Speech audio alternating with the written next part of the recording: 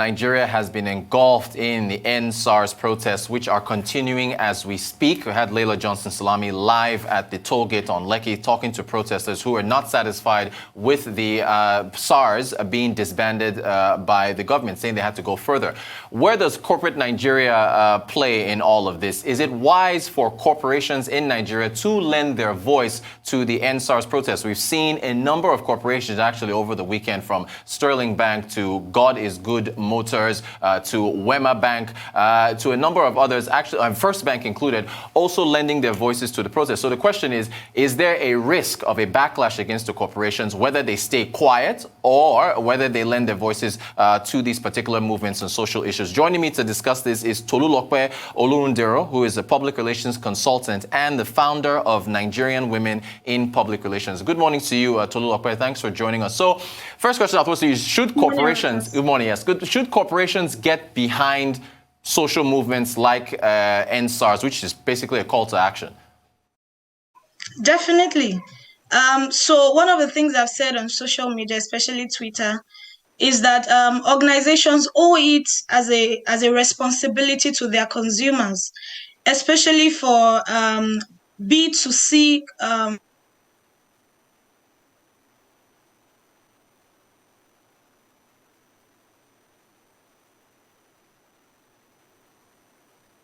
contribute to the conversation and to lend their voices as organizations to this.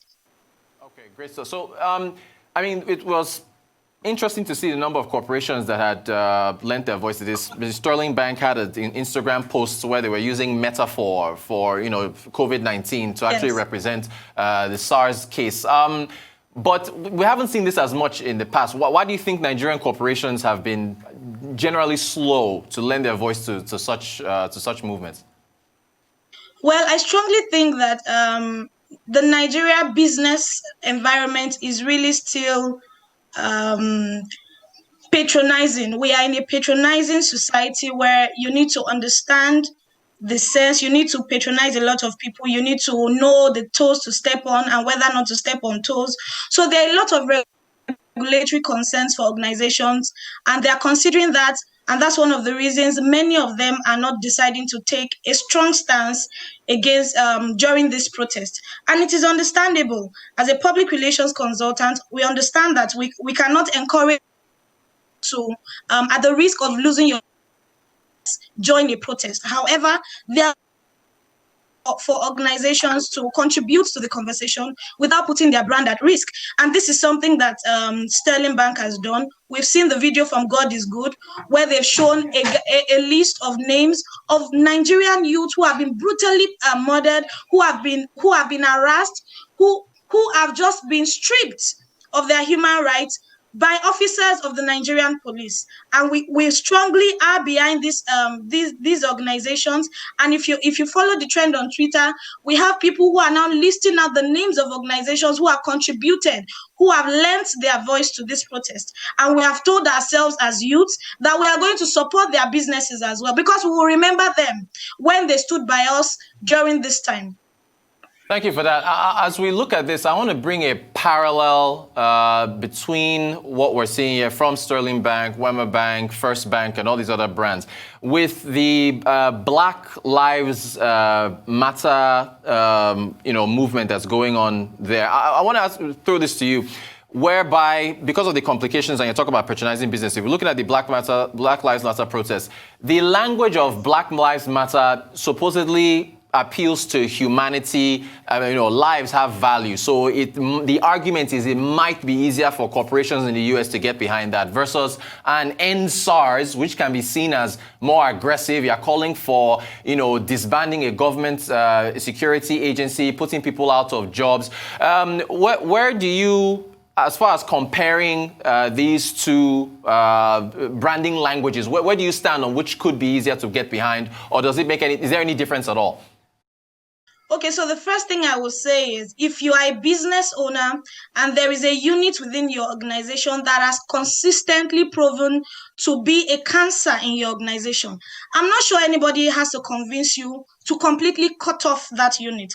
And that is what we are asking for the SARS unit of the Nigerian police. It is not the entire police force. This is just one unit, a very minute unit, I would say, that has posed as a threat to the lives and properties of Nigerian youth, people who are now very digitally conscious and carrying out their businesses on the internet. Black lives matter. The lives of Nigerian youths also matter. We are calling that a unit be disbanded, yes. However, organizations should realize that the protesters are human beings as well. So that's what organizations should focus on. Yes, you may not want to call for the end of SARS, but you must contribute and lend your voice to the call for the lives of Nigerian youth to remain safe in Nigeria.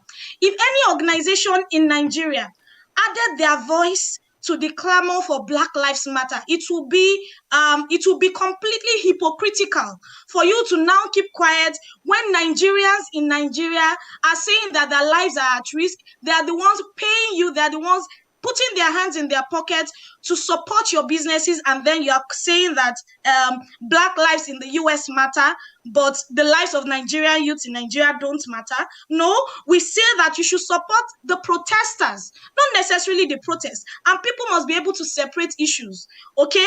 There are protesters marching on the road. People are feeling faint because they're moving and they're demanding for their rights, as they should, as it is constitutionally enshrined. For people, you have a freedom of expression, right? So organizations must understand and identify that the protesters are the ones that they are siding with, not necessarily the protest itself. The lives of the people who are on the front line, who are demanding for this change, because all of us are involved. Even if you sit in your high glass, in your office, wherever you are in Nigeria, it will affect you, okay? Right now, we know that the roads in Lekki is blocked. People cannot go to their offices. I know that youths in Osho, they are already standing up. They are going to block the roads. The road to the international airport is going to be blocked. You are going to miss your flight. You are going to miss that important meeting.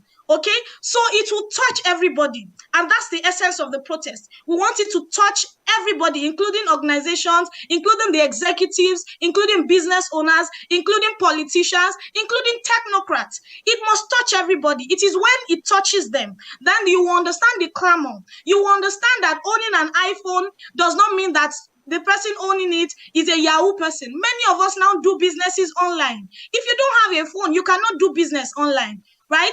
And so owning such device does not mean that you are a thief, does not mean that you're a prostitute, does not mean you are not working legally to earn the money. And that is what we are telling organizations to stand behind. Thank you for that. Very, very, very passionate. Okay, so I think I have an idea what your answer is going to be to this next question. But what would you say to the argument that corporations already do enough through CSR, corporate social responsibility, painting schools, donating books to schools, planting trees, and shouldn't be getting involved in movements like this?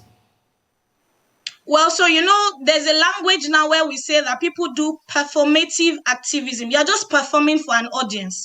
Okay, so it is good for you to paint schools. It is good for you to buy devices, laptops for people. That's fine. But when it matters, like in this instance, we expect your voice to be heard. It is not just to paint schools. This is not just because you want a tax rebate in your account books, and then you say, oh, let's have a CSR project that at the end of the day is it going to reflect well in your books and on your company. No, what we are saying is stand by us now. This is a time that Nigerian youths need you. Yes, you have done CSR, you have painted the schools.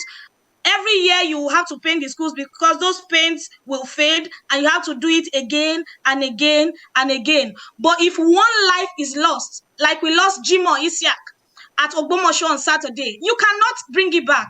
You cannot bring it back. Okay, there were 8 people who were killed in Ogbomosho yesterday as well. Protesters in Abuja were being harassed and assaulted by the Nigerian police, even as the Inspector General was calling and telling us that SARS has been dissolved. No. It is not enough to paint schools. It is not enough to go on health walks. This is when we need you, and we expect you to speak up.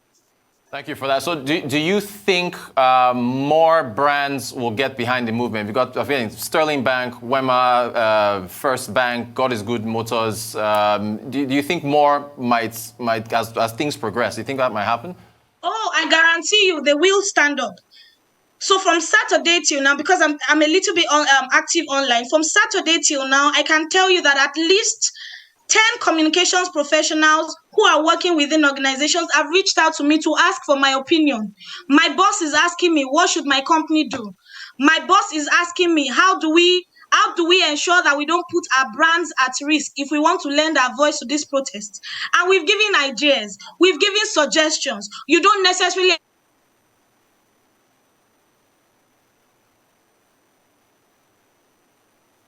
of your organization and go to the protest. You can go to the protest ground and give and put an ambulance there. You can give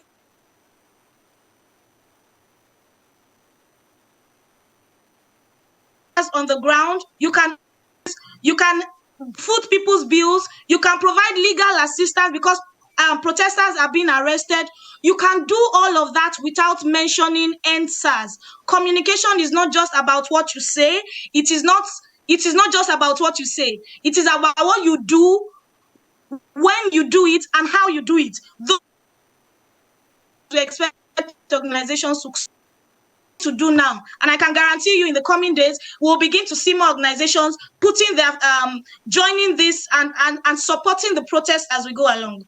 Okay, thanks. So based on that, do you think that the field of public relations in Nigeria is set to become more, quote-unquote, activist in nature?